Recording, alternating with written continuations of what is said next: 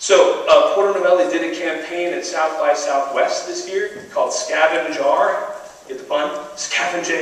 Fascinating. Basically it was a scavenger hunt, but what you collected is virtual tags around Austin. So you hold up your phone, and so we saw people walking around like this. You click on a button and say, "Great barbecue." Robert Scoble was kind enough to blog about us, and you can't see, but he's wearing a shirt with what's called an augmented reality marker. It looks similar to a QR code. But what happened is, Robert became a clue in the game. You had to check in to Robert, right? And when you clicked on your phone and clicked on the thing on his shirt, you could see his latest tweet, right? So if I came by at 9:30, I'd see Robert had said, "I'm going to the whatever panel." If he came by at 10:30, it might be, "I just saw Chris Brogan," right? But beyond checking into him and seeing his latest tweet, you could leave a tag on Robert, right? So you could say, "Robert, dude, I'm your biggest fan." At 9:30, at 10, I would see that you said, "Dude, I'm your biggest fan," right? And what Robert said, I'm quoting Robert, he said, "This is a really fun game. This is a way to check in on a social object." I thought that was fascinating. And by proxy, he is a social object. We're going to start checking into people. Here with my girlfriend. Here with my boss. Are things going to sometimes get weird? You betcha. Definitely. That's why I'm so fascinated about this technology, and why Porter were excited about it is because from a communication standpoint, this is what, as marketers, we have to be aware this stuff is happening now. Privacy. Yeah, here we go. This is the fun stuff. But I'm fascinated by this. I wrote a book called Tactical Transparency. Total pitching my book. Enjoy. But I'm very fascinated with how you can be transparent with your clients with social media, but be tactical because you have to. So here's an example. These are these augmented reality glasses. You are the person looking through them. You see this guy, Harold, through your glasses. What you see is his job, how to reach him, and his credit score. Because, by the way, credit scores are pretty public domain available information, right? And if someone is quoted and says, "Nice guy, just don't lend him any money." Right?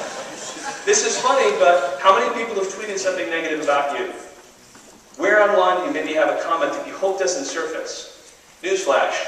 The same way we have reputation management stuff we do at Porter all the time, this is here. Again, this technology, it's not like I'm saying 5 years from now, the tech is here. It's clumsy. The UI is something if you pick up, you're going to go, "Oh, I hate this thing." Be patient, people, right? Just like you were with the web. In 2 or 3 years, and by the way, go to Europe, go to Amsterdam, so that people are leading this thought-leading stuff. It's not clumsy. This is even more scary.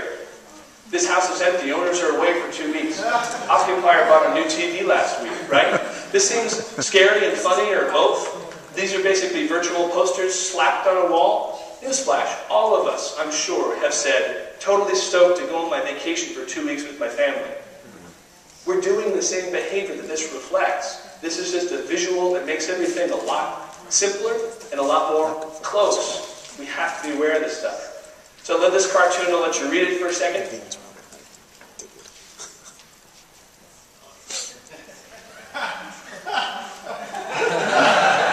If you can't read it in the back, what it is there are a number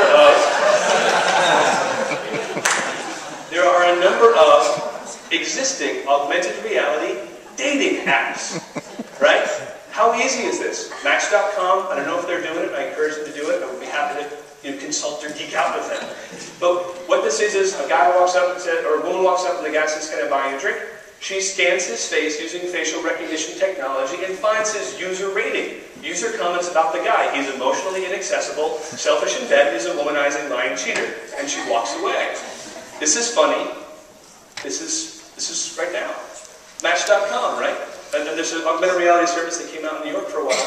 It was Match.com with augmented. You said, "I'm here in, wherever we are, Midtown, and I'd like to be," whatever they call it, pained or some term, I don't want to make it dirty, I'm here, come find me, I want to date, right?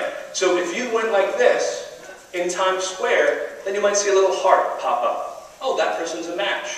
I walk over and talk to them, right? How is this going to transform culture? You start to see why I think this is going to be bigger than the web, right?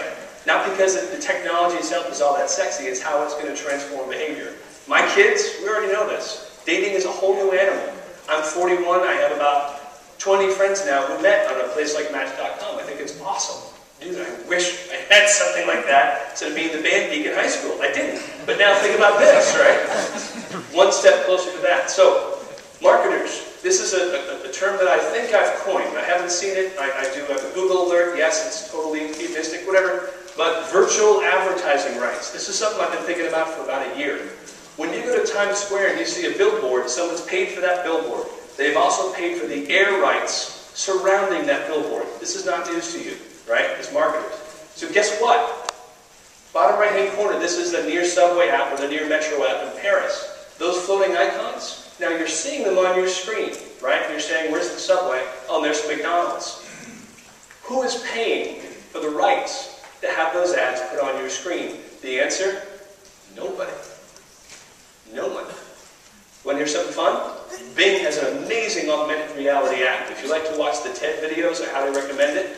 Go TED and say Bing augmented reality apps. Instead of just seeing the tops of people's roofs, you can scroll down and see basically, whatever it was last week. It's like you're walking down the street. It's like a video game. It's phenomenal.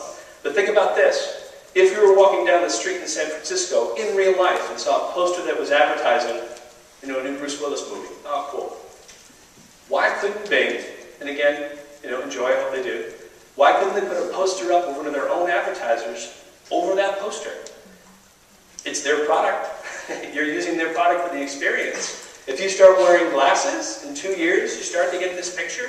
Virtual advertising rights, I guarantee you, as marketers, as communicators, we're going to start saying, hey, did you buy the TV rights? Did you buy the Twitter rights? I don't know, whatever else. And do we own that place virtually? Why is this going to become important? Right now, today, I can walk to Walmart. How much do you guys pay for an end cap, right? That precious, precious place at the end of the aisle.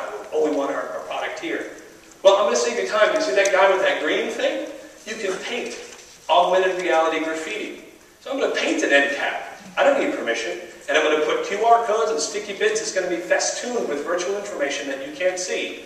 I'll advertise it. I'll probably get in trouble, but I'll advertise it. And you can go on that end cap. Maybe the end cap is for Pepsi in real life. I'm from Coke. Boom, here's all the stuff that Coke do this. Go get a 50% discount and walk into the aisle. You start to see how this is going to be a big deal. So to close, I opened with where we are. I wanted to close with where we're going. Okay? The things I'm going to show you are all technologies that exist. And I'm wrapping up, so don't worry. Steve, just because I know I get excited about this stuff. I want to give you a picture in a positive way where this technology can go. Because I have a huge heart. I'm a dad. I have a friend from IBM. We're sort of starting this wiki where we want to let people know, marketers outside of my work, how to be safe and how to use this stuff, combine these technologies for good. So GM has an augmented reality windshield they're working on, right? 2 miles ahead of you, you can see if there's an accident. You can save your life. 2 miles ahead of you, you can see if there's traffic. You can save you time. I have this idea, what about at work? If you in New York City, you had an office in New York City, there were 10 parking spots, and they were coveted, right? You probably park in a garage, but run with me. Those 10 spots, you're desperate to get those 10 spots. Well now, through RFID and smart parking, which has been around for years, when a car leaves one of those spots, RFID says the spot's available. Your augmented reality windshield says, hey, spot number 8 is available. Do you want it?